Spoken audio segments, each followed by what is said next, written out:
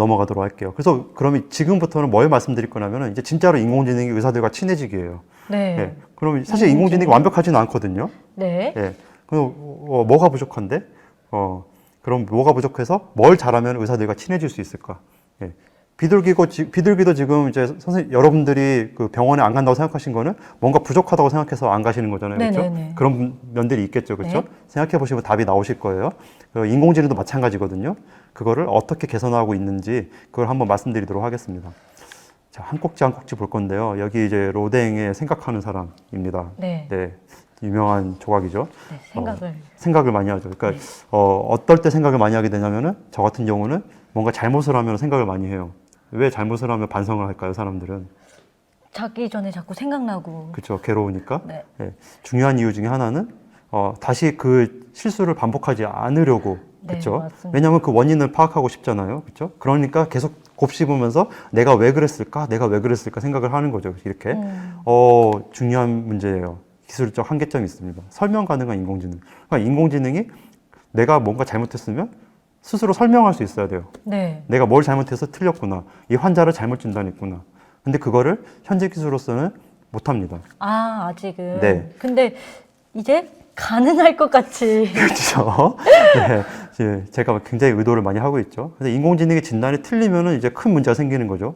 여러 가지 이거 네. 질문하신 분도 많이 네, 있었어요. 되게 많았어요. 그렇죠? 앞에. 의료 사고가 일어나면 그럼 책임은 누구한테 있는 거냐? 네. 누구의 책임일까? 네. 뭐가 문제였을까? 이걸 어떻게 개선할까? 이거에 답을 내줘야 되는데 현재 인공지능은 솔직히 그것까지는 기대하기 어려운 수준이긴 합니다. 그래서 사전 질문으로도 있었어요. PMJ 아모스님께서 네. 무슨 박민정님일까요? 네, 인공지능을 사람의 생명에 관여하는 일에 활용했을 때 생기는 윤리적 문제들과 그에 따른 사람들의 거부감 등은 어떻게 해결 가능할까? 네. 보시면 이제 인공지능은 계산기 같은 도구예요, 사실은. 그렇죠? 인공지능이 제가 아까도 아톰과 같은 거를 말씀드렸지만 사실은 인공지능 그렇게 스스로 생각하는 로봇 같은 건 아니에요. 네. 여러분들 오해를 푸셔야 되는데 저희가 계산기 같은 것처럼 데이터를 넣어주면은 그거에 대해서 답을 해줄 수 있는 그런 이제 도구, 계산기라고 도구. 생각을 하시는 게 더 마음이 편하실 거예요. 그래서 아까 같이 엑스레이 영상을 딱 넣어주면은 이건 아닙니다를 말해줄 수 있는 그런 도구. 결국 최종 결정은 선생님이 하시는 거예요. 의사 선생님들이 하셔야 되고요. 뭐 하다못해 예를 들어서 열이 있어서 이제 진단을 한다 그러면은 체온계로 띡 재가지고 40도가 나왔다 그러면은 그게 그냥 진단으로 끝나는 게 아니죠. 선생님이 왜? 그걸 보시고 판단해서 열도 높고 어떻게 이런 요소들이 있으니까 이제 독감입니다, 감기입니다, 그렇죠? 이런 식으로 진단을 해주셔야 되는 거잖아요. 그런 최종 결정을 결국 의사가 해야 되는 거고요. 네. 또 이제 의료인공지한테 그걸 전적으로 맡기면은 여러 가지 문제가 있는데 예를 들면 자율주행차 같은 것도 이런 선택 문제가 굉장히 유명한 문제예요. 앞에 이제 도로에 사람들이 많이 있는데 피해야 되겠죠, 그렇죠? 이거 그렇죠. 근데 피해야 되는데 옆에서 사람이 있어요. 철학은. 이거를 인공지능한테 그냥 맡길 것인가? 이거는 아직 아무도 그 답을 내놓고 있지 못하고 인공지능도 스스로 이걸 해결할 방법을 찾지 못하고 있습니다. 그리고 가운데도 굉장히 재미있는 문제인데요. 인공지능 재범 예측. 그러니까 범죄자가 재범? 있으면은 그 범죄자가 다시 이제 사회로 나간 다음에 다시 범죄를 일으킬 확률이 얼마나 될지를 그 범죄자의 얼굴을 보고 맞추는 인공지능을 만들었다고 해요, 미국에서. 얼굴을 보고. 얼굴을 보고. 근데 실제로 무슨 일이 벌어졌냐면은 백인들한테는 굉장히 관대했어요, 이 알고리즘이. 알고리즘이요. 네. 그래서 보시면은 인공지능 자체도. 맞아요. 여기 보면 여기 이제 흑인분하고 백인분이 두 분 계시는데 백인분은 밑에 보면 로우 리스크. 여러분들 영어 잘하시죠? 로우 리스크라고 되어 있어요. 이거는 이렇게 재범할 확률이 적습니다라고 한 거고 흑인분은 미디엄 리스크, 재범할 확률이 좀 됩니다라고 했는데 결과적으로는 반대였거든요. 반대였구나. 네, 백인분이 재범을 했어요. 네. 근데 흑인분은 정말 성실하게 잘 살았어요. 이렇게 문제가 생기는 거예요. 왜냐하면은 물론 이제 흑인분들이 범죄율이 높다는 거는 이제 알려진 사실이에요. 근데 그런 데이터로 학습을 하다 보니까 흑인이면은 그냥 이제 편견을 갖는 거죠. 인공지능도. 내가 본 데이터들을 흑인들이 범죄를 잘 저지르더라. 이런 문제가 있어요. 의료에도 비슷한 문제 생길 수 있어요. 그래서 예를 들면 제가 뒤에 말씀드린 심장병 같은 진단 문제도 많은 데이터들이 남성에 치우쳐져 있다. 그러면은 여성의 심장병 문제는 잘 못 맞출 그럴 이제 문제들이 생깁니다. 이런 편견 문제. 그리고 뒤에 인공지능 속이는 인공지능 이런 것들도 있는데 이거는 시간 관계상 넘어가야 될 것 같아요. 근데 이런 윤리적 문제들이 많기 때문에 아직은 좀 시기상조인 면이 있습니다. 그래서 결국은 설명해주는 인공지능이 필요해 다시 돌아가서. 그래서 네. 뭐 이제 체스트 엑스레이, 역스레이 영상이 있으면은 뭐 흡연 여부, 나이, 성별, 가족력 다 입력을 할 건데 네. 인공지능이 폐암입니다 끝 이래버리면 선생님들이 결정을 해야 된다고 했잖아요, 제가. 네네. 그러면 당황하는 거죠. 뭐야 이거 얘 그냥 폐암이랬는데 끝이래. 아무런 설명도 안 해주고. 그러면 그쵸? 문제 생기면 어떡하지? 이런 생각을 하시게 되겠죠.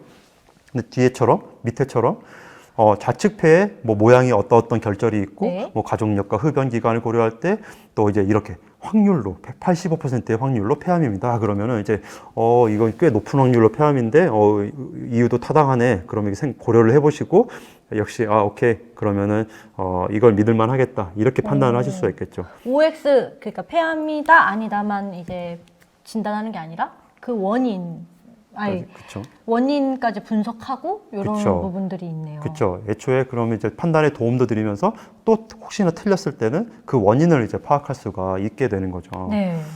그래서 뭐 예를 들면 이런 것들을 할 수 있어요. 인공지능 해석을 보여주는 방법인데 이게 그림을 보고 이제 어디를 보고 판단했냐 이런 거를 이제 보여주는 거죠. 네. 그래서 뭐 결핵 진단 같은 모델 같으면은 이렇게 정말 결핵 병변이 있는 부분을 빨갛게 표시해줘서 그러면 이제 그냥 결핵이 있다고만 말해주는 것보다 이렇게 표시해주면 의사 선생님들 보시고 그래 진짜 여기에 결핵이 있네 이렇게 판단하실 수가 있겠죠. 네, 관절염 같은 것도 마찬가지.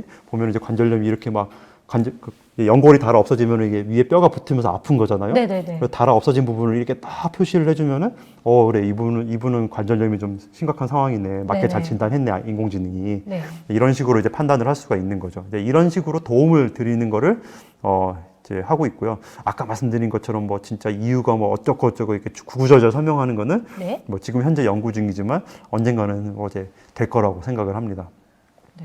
그럼 이런 분석들 때문에 진단 시간이 되게 짧아지겠네요. 그렇죠. 네. 자, 그 다음 문제는 잘 집중하는 인공지능이에요. 아이고, 죄송합니다. 제가 익숙치 않아가지고 이게 잘 집중하는 인공지능. 보면 이제 탐정들도 단서를 찾아가려면은 잘 집중을 해야 되죠, 그렇죠? 네. 발자국을 놓치지 않게 잘 따라가서 발자국을 따라가야지 범인을 잡을 수가 있을 거예요, 그렇죠? 네. 근데 이제 인공지능이 그걸 잘 하냐 그러면은 가끔 애가 멍 때려요. 그래서 그 문제도 있습니다. 어떤 문제인지 제가 한번 예를 들어서 보여드리도록 할게요. 이제 왼쪽 걸 한번 설명해 드려야 될 것 네. 같은데, 옆에 보면 정상심장이 있고, 네. 심장 비대증이 있어요. 여기 보면은 여기에 이제, 제가 팔이 짧아요. 여기 옆에 심장이 있거든요, 가운데. 네네. 보면은 심장이 왼쪽 사진하고 좀 비교가 되세요. 왼쪽 사진은 심장이 좀 그래도 작고, 네네. 오른쪽은 심장이 오른쪽이 커요. 조금, 네. 예, 보면은 심장 비대증이에요. 그러니까 이 병 자체가 심장이 커지는 병이에요. 네. 예, 그래서 그러면 이제 피를 짜주는 게 문제가 생기는 거거든요. 힘이 없어져요, 심장이. 그래서 이걸 알아내고 진단하는 게 중요한데, 이제 이거를 만들었더니, 굉장히 뭐 90% 이상으로 잘 맞췄어요. 네. 심장 비대증을 잘 찾아냈는데, 그럼 아까 저희가 보여드렸던 설명 가능한 인공지능을 해봤어요. 그래서 네. 너 그럼 이거 어디 보고 판단한 거야? 라고 물어봤더니, 네. 그래야 당연히 그러면 뭘 기대하겠어요? 심장을 심장 보고 엑스레이. 판단을 했어야 되죠. 그죠? 네. 근데 보니까 이 환자 같은 경우에는 수술 자국이 있는데 그 수술 자국을 보고 판단했다고 한 거예요. 인공지능이. 심장을 안 보고.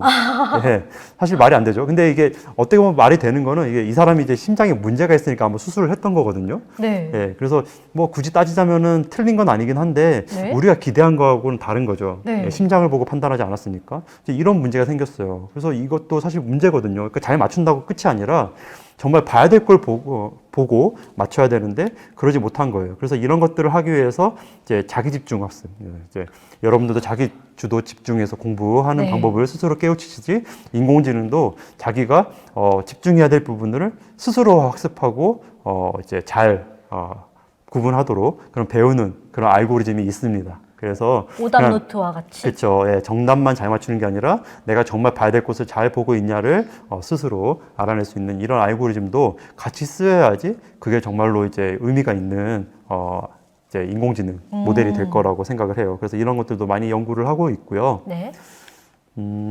또 이제 그다음 이게 아마 마지막일 건데요. 여기서 계신 선생님들 다들 이제 가방끈 기시죠. 저도 가방끈이 긴 편이라 이게 가방끈이 길면 오래 산대요. 그래서 이런 연구 결과가 있다고 합니다. 굉장히 저한테 유리한 연구 결과인데요. 여기 장수하실 수 있으시겠어요. 네, 예, 여러분들께서도 이제 공부를 아주 열심히 잘 하시면은 이제 오래 사실 수 있을 거예요. 근데 우리 인공지능도 오래 살아야 되는데 그죠?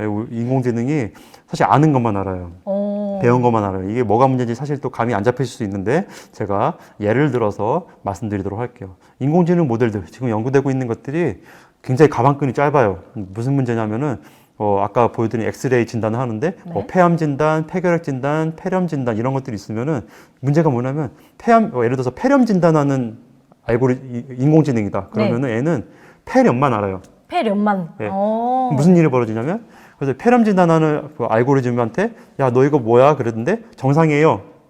하면은 폐렴이 아니란 얘기지 폐암이나 폐결핵이나 기흉이 아니다. 이렇게 얘기한 건 아니에요. 왜냐하면 자기는 모르니까 폐암을 진단할 수 없어요.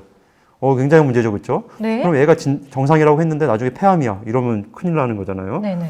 그래서 굉장히 가방끈이 짧은 애들이죠, 그렇죠? 그래서 이거를 가방끈이 긴 애들로 만들어줘야 돼요. 폐암도 알고, 폐결핵도 알고, 폐렴도 알고, 기흉도 알고, 모든 체스트 엑스레이에서 진단할 수 있는 것들을 다 알려주는, 그렇죠? 네, 그런 것들을 해줘야 돼요. 그래서 이것도 이제 자세히 설명드릴 수는 없고 인공지능의 메타학습 요즘 소위 또 이제 그 사람들도 메타인지라는 거를 굉장히 중요하게 생각을 하는데 이게 뭐냐면 이제 사실은 이제 인공지능이 학습을 하는 방법이 제가 자세히 설명 안 드리고 넘어갔지만 예를 들어서 이제 뭐 폐암을 학습한다 그러면은 폐암에 대한 사진을 뭐 10만 장, 100만 장을 이렇게 다 보여주고 네. 그러면 이게 이제 여기에 이제 암이 있으니까 이걸 다 배워가지고 내가 이제 폐암이 들어오면 또 폐암이다 이렇게 진단을 할 수 있는 건데요. 네네. 그리고 제가 그러면은 아까 말씀드린 대로 폐렴, 뭐 폐결핵 이런 것들을 다 10만 장, 100만 장을 모아가지고 다 일일이 가르쳐주고 하면은 이거 한 10년, 100년 지나도 못 만들어요. 그 인공지능. 오. 그래서 이거는 어떻게 하냐면은 정말 사람이 배우는 것처럼 배우는 거예요. 사람이 예를 들어서 애들이 배우는 게 뭐 사자 그림을 보고 사자라고 배우는 거를 사자 그림을 10만 장, 100만 장 깔아놓고 배우는 게 아니죠, 그렇죠? 네. 네, 뭐 집도 알고 고양이도 알고 원숭이도 아는 상황에서 사자 그림을 보여줬는데 내가 알던 거랑 뭐가 다르니까 이건 사자구나 이런 식으로 배우는 거잖아요. 네. 근데 인공지능도 그런 식으로 학습을 하도록 도와주는 걸 소위 이제 메타러닝이라고 해서 메타학습이라고 합니다. 네. 그래서 그런 메타학습법을 사용하게 되면 이제 다양한 질환을 다 알면서 그 학습하는 방법도 뭐 10만 장, 100만 장을 다 보여줄 필요 없이 이제 조금만 보여줘도 잘 학습을 하는 그런 모델을 만들 수 있는 건데 네, 그런 게 이제 또 앞으로 연구해야 될 방향이죠. 네, 여기서 사전 질문 하나 들어와 있던 부분이 있는데요. 의사가 인공지능을 이용해서 의료 행위, 시간, 노력, 기타 자원 등 이런 부분들이 얼마나 드는지 네. 의사가 인공지능을 뭐 가르치는 데까지. 네, 좋은 질문이에요. 그래서 아까 뭐 질문 중에 진짜 뭐 의료비가 증가되냐, 감소되냐, 뭐 이런 질문도 있었던 것 같은데, 사실은 뭐 일단은 시간을 줄일 수 있다는 걸 많이 알려져 있어요. 그래서 똑같은 이제 뭐 영상 판독을 하시더라도 일단은 한번 표시해 주니까요, 이 친구가. 네. 의심이 되는 병변을. 네. 그러면 이제 뭐 CT 같으면, 엑스레이 같으면 이제 한눈에 보시지만, 네. CT 같으면 이제 쫙쫙쫙 몇 장, 한 수백 장 되는 거를 이렇게 막 넘겨가면서 봐야 되거든요. 네, 네. 네, 여기서부터 여기까지 이렇게 쭉 올려가면서. 네. 그래서 그런 것들을 시간을 굉장히 단축시켜 줄 수 있다는 거는 알려진 사실이에요. 뭐 근데 이제 비용 같은 경우는 아무래도 좀 민감한 문제긴 한데요. 사실은 뭐 뭔가 더 이제 누군가가 이제 돈 들여서 공 들여서 개발한 거잖아요. 네, 네. 그걸 쓴다는 건 당연히 그거에 대한 비용을 지불해야 되는 거고, 그거에 대한 비용은 당연히 더 들 수밖에는 없을 것 같아요. 네. 이제 물론 이제 큰 관점에서는 물론 당장 이제 인공지능을 더 써야 되니까 그 인공지능에 대한 비용은 들겠지만 이제 이게 정말 잘 작동하고 뒤에도 말씀드린 정말 질병 진단을 잘해서 실제 환자들에게 도움을 주면 네. 아픈 사람들이 줄어들겠죠. 네. 그럼 아픈 사람들이 줄어든다는 건 그분들에게 들어가는 비용이 줄어든다는 얘기니까 전체 사회적으로 봤을 때는 비용을 감소하는 방향으로 활용될 수 있을 거라고 많은 분들이 이렇게 기대를 하고 있습니다. 네.